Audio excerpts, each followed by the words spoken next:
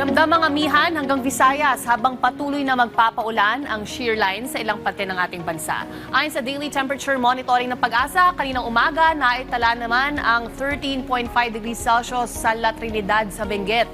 Ang Baguio City naman ay umabot sa 14 degrees Celsius. Nasa 19 naman sa Tanay, Rizal. Ang amihan ay patuloy nakakaapekto sa Luzon at ilang bahagi ng Visayas at dito naman sa nalalabing parte ng Visayas at Mindanao ay umiiral ang shear line. Sa Luzon, bukas ay patuloy na makararanas ng mahinang pag-ulan at maulap na panahon dulot ng amihan sa Metro Manila, Cagayan Valley, Cordillera Region, Central Luzon, Calabarzon, Bicol Region, Oriental Mindoro, Marinduque at sa Romblon. Kalat-kalat na pag-ulan naman ang dala ng shear line sa Eastern Visayas. Ang shear line ay ang pagsasalubong ng malamig na amihan at malinsangang hangin mula sa dagat Pasipiko. Sa Mindanao, makakaranas naman ng kalat-kalat na pag-ulan at kaulapan sa Dinagat Islands at Surigao del Norte. Fair weather naman sa nalalabing bahagi ng Mindanao. Samantala, silipin naman natin ang forecast sa ilang mga pangunahing lungsod sa bansa.